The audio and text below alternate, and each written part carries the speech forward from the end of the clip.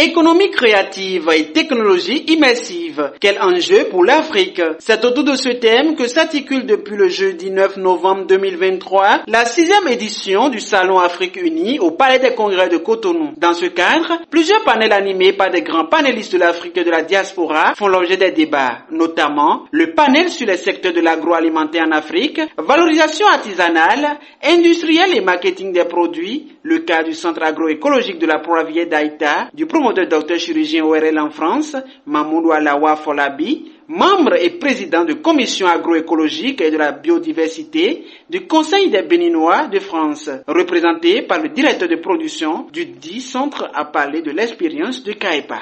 Mon grand frère, le promoteur, le pionnier de la culture du poivre au Bénin, il était parti pour une petite histoire pour la production de la famille. Étant resté en France pendant plusieurs années, il voit la valeur de la famille parce que c'est un passionné de l'agriculture. Chemin faisant, il a connu un ami qui lui a dit « Mais tu te casses la tête pour la vanille. » Et chez moi, on produit le poivre. Son ami, en l'occurrence, c'est le Cameroun. Il a dit « Le poivre. Est-ce que ça peut se produire au Bénin ?» Bon, il n'a rien répondu, il est descendu, il a fait des recherches, il est allé dans les universités, on lui a dit non, le poivre ne peut pas se produire au Bénin. Il a dit non, à climat égal, à produit égal. Si le Cameroun en produit, pourquoi pas le Bénin? Et c'est comme ça qu'on a fait les études de la terre, on a vu là où peut se produire le palmier à huile, peut se produire le poivre. Dès qu'on est rentré, je lui disais que la zone là où on produit le palmier à huile, c'est dans le plateau. On va là-bas, on va s'implanter, c'est un défi. Est-ce qu'on peut relever ce défi? Parce qu'eux savaient depuis des décennies qu'ils sont dans leur palmier, est-ce que... Mais lorsqu'on est arrivé, on a une petite émile de 15 étapes pour commencer, et puis on a exposé nos idées au maire. Et là, c'est parti. On a contacté l'expert Chivolé au Cameroun, qui est le cousin du premier producteur de poivre au Cameroun, qui est M. Metoumo. Il est venu, il a certifié les boutures qu'il nous a envoyées au Bénin en 2019. C'est récent.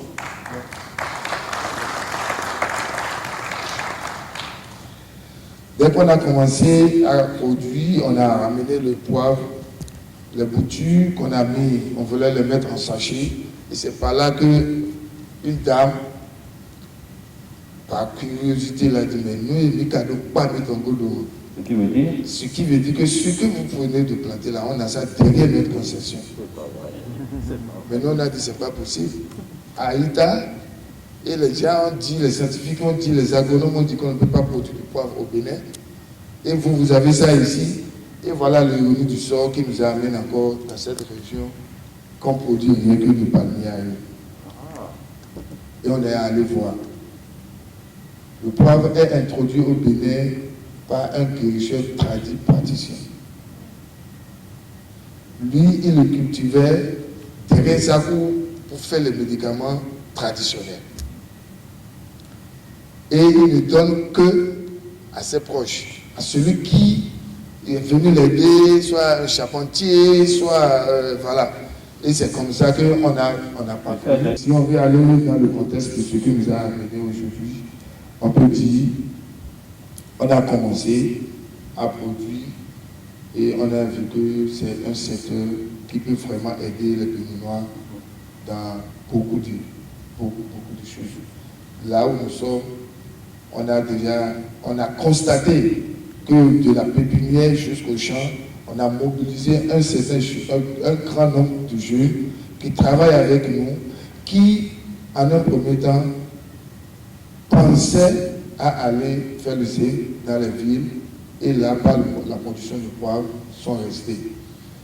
Lorsqu'on a commencé par la vulgarisation des produits de poivre, et chaque année, mon frère descend de la France pour venir faire des journées portes ouvertes. On en a à notre 4e édition.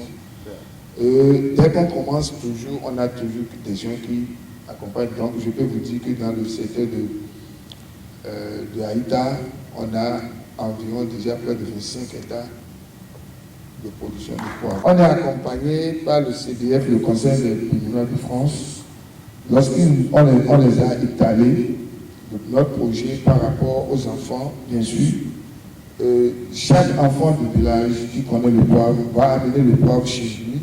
Parce que quoi, on a constaté que les tuteurs sur quoi les poivres grandissent, c'est avec ces tuteurs-là que tous les villageois font la clôture de leur concession.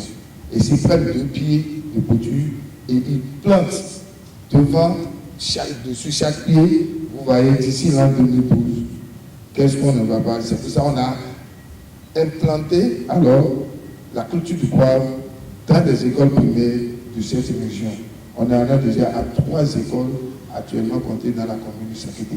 La recherche du poivre, toujours méconnue du grand public, Dr Alao Mamoudou Afolabi attire l'attention du peuple béninois sur ce sujet par des actions nobles et pérennes qui se font dans sa plantation dans la commune de Sakété à Haïta, ce qui force l'admiration de la présidente de la Fédération des épiciers africains de France. Un monsieur que je respecte beaucoup, monsieur le docteur Alao. Alao, toujours dans cette idée donc, du commerce créatif, a osé le poivre au Bénin. Et il est parti de quel poivre? Il est parti du poivre de Pendia. Le poivre de Pendia est connu, est certifié au Cameroun. Et il a pris sur lui de le faire venir au Bénin, de trouver l'endroit propice pour le faire monter, pour le faire connaître, pour aider justement cette partie de la population à pouvoir en bénéficier. Quand on pose la question au docteur Alao, il dit le futur se trouve dans le poivre. Le futur se trouve dans le poivre. Qu'est-ce qu'il dit par là? Il dit même avec un seul poivrier, tu peux nourrir ta famille. Il va te parler de 200 000 francs CFA, 300 000. Vous savez ce que ça fait dans un budget béninois? Ça fait beaucoup de choses et c'est juste quelque chose que tu plantes. Son idée à lui, c'est de commencer à avoir justement l'agriculture autrement en Afrique. Faut plus avoir, on parle d'un docteur qui se dit que tout se trouve dans la terre. Donc il revient justement à ce que je dis, prenons-nous en main, donnons-nous de la valeur, donnons de la valeur à nos produits et on s'en fout, essayons. Avoir dans notre fédération, ce serait de l'aubaine pour nous. Il a un passé donc justement dans le commerce créatif et il va pouvoir justement nous accompagner. Moi, je lui ai déjà dit, je n'attends que lui. Dès que je rentre sur Paris, il fait partie de ceux que je vais aller voir directement. Le CBF, entendez Conseil béninois de France représenté par le président de commission santé, Dr Sobak Bendouibad, néphrologue et hémobiologiste, cofondateur du centre de dialyse Unidial au Bénin, intervient dans le salon Afrique Unie. Alors le CBF est un peu partout. D'abord dans l'agroalimentaire, l'une des premières performances c'est avec l'ONG Germe dans le Nord, où il y avait des coopératives qui ont fait des hectares de production de riz et autres. Aujourd'hui, par le biais de CBF Germe, il y a 5 usines quand même de riz qui produisent près d'une dizaine de tonnes, près d'une quinzaine de tonnes de riz sur le territoire et ça va se développer. Ça, c'est le travail de fond que le CBF fait. En plus du riz, vous allez voir qu'on a aussi le docteur Alao qui a développé le poivre. C'est la première fois qu'au Bénin, on a un poivre de telle qualité qui fait vraiment une fierté sur le plan international. D'ailleurs, si nous intervenons aujourd'hui dans le salon d'Afrique Unie, c'est parce que nous savons que nous avons notre place et nous devons nous faire connaître dans ce salon pour que beaucoup de gens qui ont envie de se développer, attention, dans le développement durable, puissent réellement s'approcher et on va voir comment on peut construire des projets avec eux pour ce développement durable. Alors, vous savez, chaque membre du CBF est un ambassadeur. Donc, Dr Alao, qui est un médecin comme moi, il s'est lancé dans ce travail de mission de VIP du CBF et non seulement il en parle il fait développer cela sur le territoire. Et je pense que vous avez vu pas mal de vidéos qui montrent un peu l'activité de agro, ce que le docteur Alao a eu à faire sur ce CBF. Voilà à peu près comment je peux vous parler. On peut en parler dans le détail de comment les choses se font. Et aujourd'hui, par exemple, dans le salon, on veut parler un peu de comment le CBF s'implique dans la prévention de la maladie rénale. Et ça, c'est très important. Vous savez que quand on rentre en dialyse, c'est 10 millions de francs CFA par an pour se soigner. Autant mieux prévenir que guérir. Et 40% des gens qui sont en dialyse, qui tombent en dialyse, peuvent l'éviter s'ils avaient cette possibilité d'avoir l'information, le coaching pour l'éviter. C'est ce que le CBF essaie de faire sur le territoire dans le domaine de la santé. Il y a dans le domaine de la santé aussi, nous avons sur l'hypertension artérielle, le diabète. Voilà globalement la diversité du travail qu'on fait. On fait aussi dans l'éducation. Le CBF a aidé beaucoup d'associations à construire des écoles, à aider dans les collèges, ainsi de suite. Voilà un peu la diversité du travail du CBF. Le Salon Afrique Unie, 6e édition, le commissaire de cette édition parle du concept. Le Salon Afrique Unie appartenait à M. Drissa Koulibaly jusqu'en 2020. C'était un salon qui avait pour vocation de regrouper des acteurs culturels et créatifs. Et quand Urmine Gounangbe a repris la marque en 2020, il était question donc maintenant de donner un contenu beaucoup plus business et économique au Salon Afrique Unie. Et donc aujourd'hui, c'est une plateforme de valorisation des acteurs créatifs, des acteurs innovants qui ont des technologies. Et le but du salon, c'est de les mettre en lumière pour que des investisseurs, des partenaires stratégiques s'approchent d'eux et voient quels sont leurs talents et surtout, à partir des talents de ces créateurs et de ces innovateurs, quelles sont les filières et les marchés sur lesquels on peut tous travailler.